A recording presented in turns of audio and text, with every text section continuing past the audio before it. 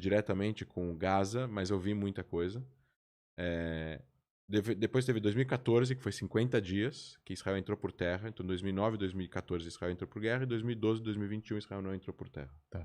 Eu sou muito ignorante nessa questão e imagino que muita gente está assistindo, vai vir assistir também Então, se você não se importar em explicar o básico do básico, eu queria voltar lá atrás, desde da criação de Israel, ou se você acha que precisa voltar um pouco antes no tempo e explicar o que levou à criação de Israel até hoje, Gaza, Palestina, tudo para mim é uma coisa muito complicada e eu acho que para a maioria das pessoas, né, entender esse conflito. Porque parece que não é um conflito Israel e Palestina, Não. é uma coisa muito maior, né? Não. Então, esse problema que existe agora Não foi... é? Não. É Hamas e Israel. Tá. Então, assim, Então, para mim é complicado. Como você acha melhor a gente voltar no tempo para explicar? Qual que é o melhor caminho? Para tentar, né? Eu sei que é difícil. É porque, assim, tem muitos detalhes, né? Um conflito de... A gente poderia dizer que esse conflito começa em 1860, mais ou menos. Caramba! Conflito, eu estou dizendo... Quando volta a existir o início de um movimento nacional judaico para ganhar independência e soberania em parte da região da Palestina, porque o nome da região é Palestina. Não era um país, era uma Era região. tudo do Império Otomano na época. Tá. E tudo chamava Grande Síria ou Síria-Palestina. Palestina vem de filisteus. Filisteus era o nome de um povo grego que invadiu a região 7 séculos antes da Era Comum e eram inimigos do povo judeu. Lembra de Sansão? Sim. Então, ele lutou contra os filisteus. Tá. Essa história, que é uma história bíblica, eu não sou um teólogo, eu sou bem agnóstico, mas assim, o nome Palestina vem de Plishtim. E Plishtim, em hebraico, é invasores. Tá. Eles eram chamados de invasores. Esses caras eram bastante inimigos dos povos da região. E quando os romanos dominam a região, depois de de várias revoltas, eles vão destruir o Jerusalém, vão mudar o nome de Jerusalém para Herocapitolina e vão mudar o nome da Judéia e Samaria. Judéia é de onde vieram os judeus, né? Por isso que os judeus chamam judeus, eles vieram da Judéia. Judéia é o que hoje em dia é parte sul da Cisjordânia. Tá. Ou margem ocidental, ou Cisjordânia, ou Judéia. E eles vão destruir Jerusalém, e aí os judeus vão ser colocados no exílio. E para poder humilhar, e isso era muito comum entre os impérios naquela época, você muda o nome da região para o nome do inimigo de quem você está expulsando. Então eles mudaram o nome para Palestina, terra dos filisteus. Entendi. E não tem nada a ver o nome, e eu não estou agora desmerecendo o nacionalismo palestino e nem os palestinos hoje e a sua vontade por autodeterminação. Eu super respeito, tenho vários amigos árabes palestinos, mas naquela época a gente não está falando da religião islâmica ainda, porque não tinha, Maomé não tinha, estamos falando de 600, 700 anos antes do Islã existir. Sim. Né? Aí, obviamente, esse nome da região fica Síria-Palestina, Síria-Palestina, que era o nome de toda a região. Todo o Levante, onde é hoje em dia os países que nós conhecemos como Síria, Líbano, Jordânia, Israel, Cisjordânia, faixa de Gaza. Tá.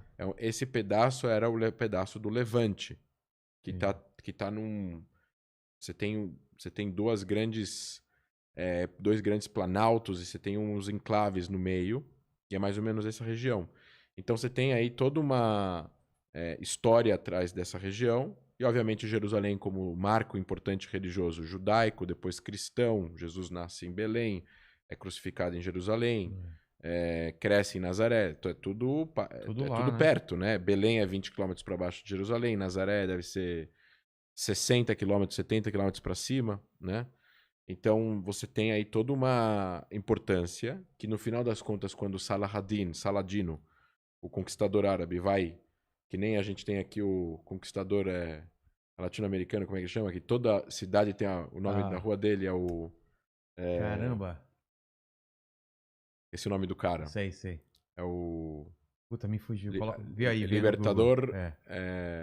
Como é que ele chama? Libertador alguma coisa. Você tem o Google aí, não olha pra gente não. Não, mas eu tô tentando entender. O Libertador da América Latina, esqueci o nome dele. Tem todo país tem uma rua, tem uma praça dele. No Brasil não, né? Mas, no Brasil não, mas na América Latina. Na América Latina tem. Bom, enfim, você tem aí uma...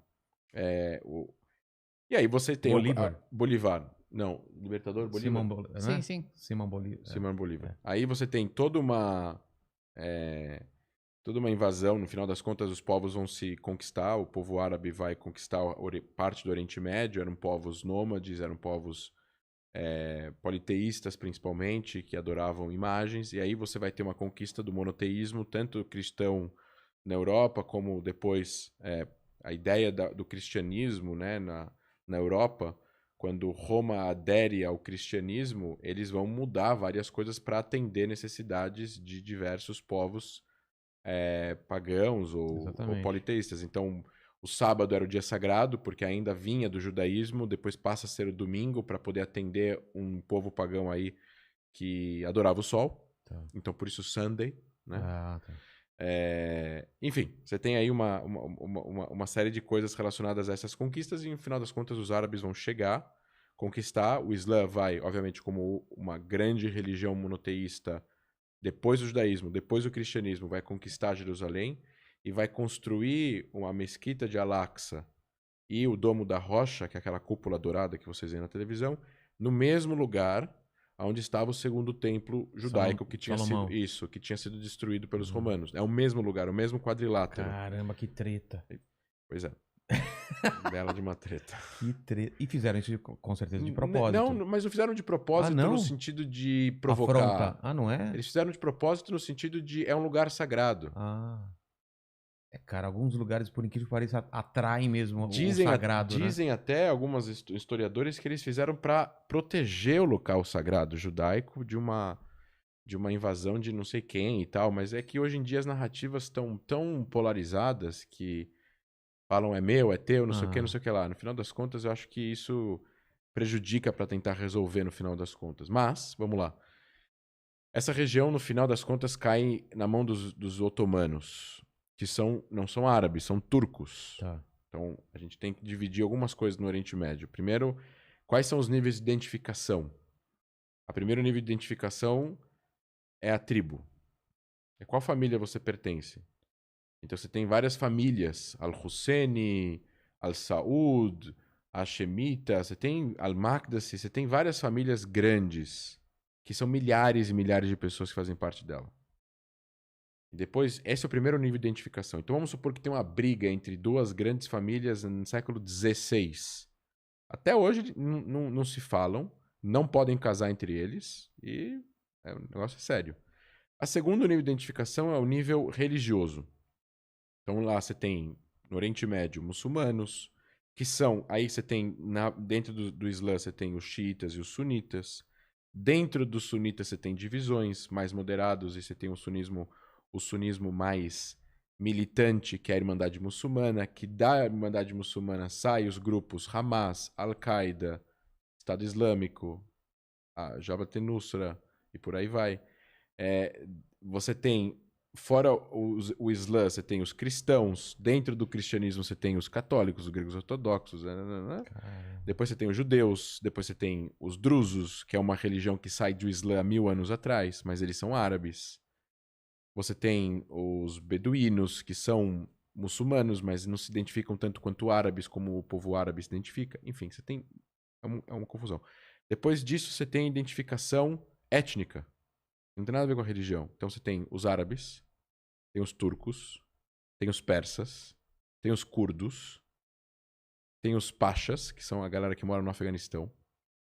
São pessoas totalmente diferentes. Então, aí você tem... Os curdos são muçulmanos, mas não são árabes, são curdos. Os turcos são muçulmanos, mas não são árabes, são turcos. Os persas são muçulmanos, mas não são árabes, são persas. E depois você tem árabes que não são muçulmanos. Em Alexandria, os coptas, no Egito, são cristãos, mas são árabes, mas não são muçulmanos.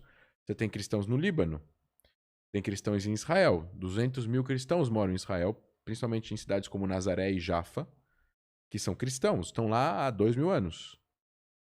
São cristãos árabes, falam árabes. Falam árabe, a língua mãe deles é árabe, mas são cristãos, não são muçulmanos. Então você tem assim, Essa é a identificação étnica. Depois você tem a identificação nacional, que é a última, que chega nos últimos 100 anos.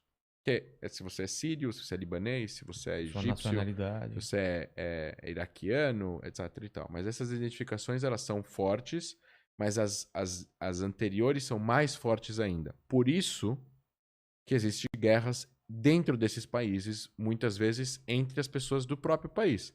Iraque teve guerra civil, Afeganistão teve guerra civil, o Egito teve guerra civil, o Líbano teve guerra civil, a Tunísia teve golpe, a Argélia, todos esses países acabam, de uma certa forma, implodindo por dentro por causa de interesses de tribos rivais ou etnias